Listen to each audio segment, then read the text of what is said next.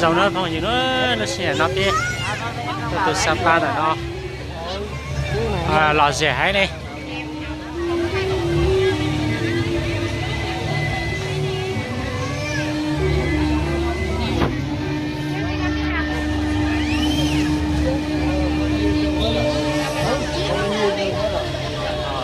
huyết đưa mấy ông hỏi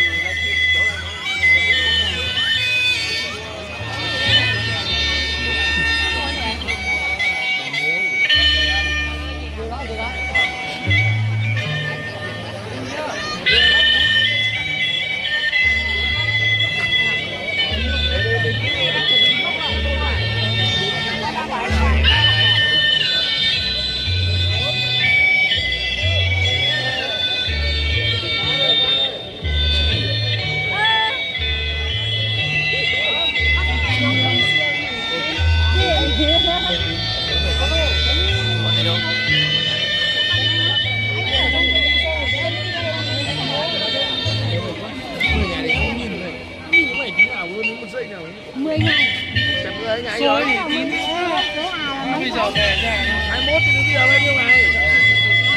Một tuần. Nhưng ta cứ tưởng là mình 2 tuần đến nơi rồi. Mình mới xem chứ ai đang làm ngồi mà xem. Thằng kia đi đâu rồi?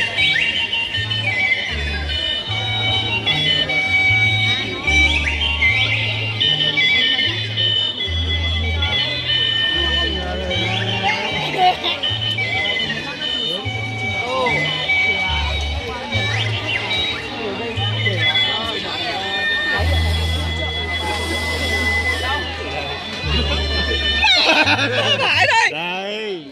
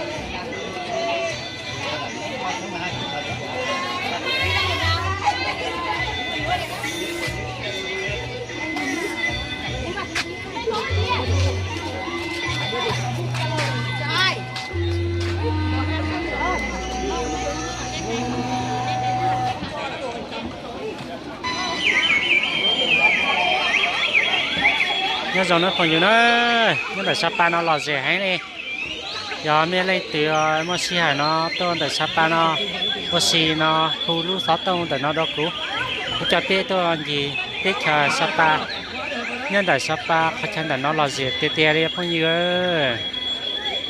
cũng cho biết sai bùa giống cầu nữa cái này mà tôi chống cha hát tôi chỉ lúc Sapa tại nó mà số theo mong theo nhân làng mà tôi sẽ không phải ok dòng tiền tiền đi nữa ta sẽ mong nó chỉ lo nào đến cái ha giờ lúc xí có lên tu sáng tôi có lên tu lúc xí non đấy mà non tại biết Sapa non tiền tiền đi nữa phong dữ nó cho bao thế nữa mong ơi chặt đi một say nữa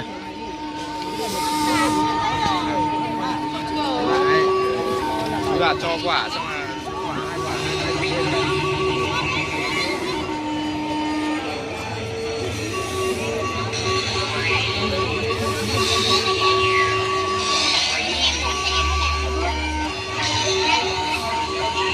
dùng tiền tiền đi nữa ốp chê cho bạc một lần nhá nó ha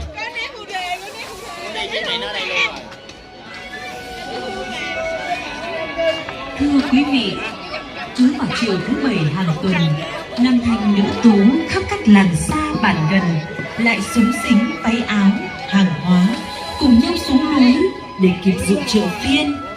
Đây là một ngày hội sau những ngày lao động nặng nhọc. Các cô gái mặc những bộ trang phục đẹp nhất, xúm xính lộng lẫy, trên mặt luôn nở nụ cười xinh tươi. Còn các chàng trai cùng nhau sửa soạn nhạc cụ. Khi trời chìm trong lớp sương mù, đó cũng là lúc vũ khúc núi rừng bắt đầu cất tiếng. Tiếng kèn khi trầm, khi bồng, khi dồn dập hòa quyện với tiếng đàn môi xéo sắc. Tiếng sáo chốc chèo tạo nên bản tình ca của núi rừng đầy mê hoặc. Tiếng sáo, tiếng kèn các chàng trai để làm quen thổ lộ tình cảm với các cô gái. Khi đã cảm thấy họ trao ánh mắt lúng liếng để tình yêu của các đôi trai gái ngày đời tình xin chợ tình. Chợ tình là một nét văn hóa cảm xúc riêng biệt của đồng bào các dân tộc Sapa. Trước đây, chợ tình diễn ra thường xuyên vào tối thứ 7 hàng tuần. Vậy là chợ, thì ở đó phải bắt người mua thẻ bán. lo nào hãy đi nữa thôi gì nữa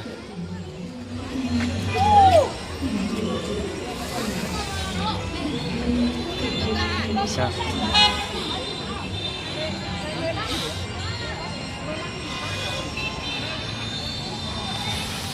lo nào lo hãy đi nữa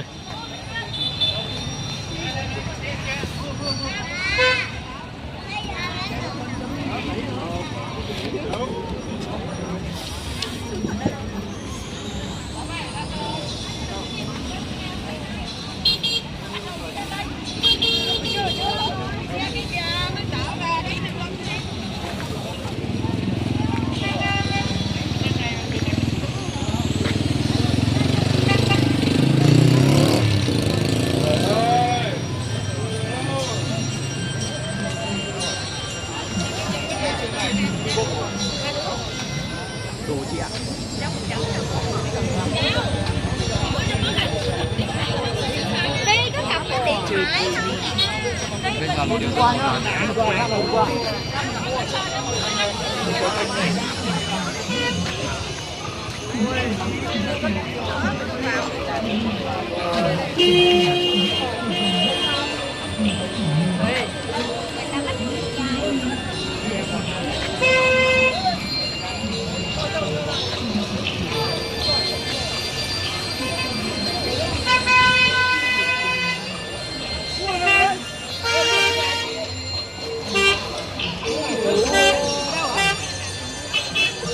Trong kia, kia, trong kia.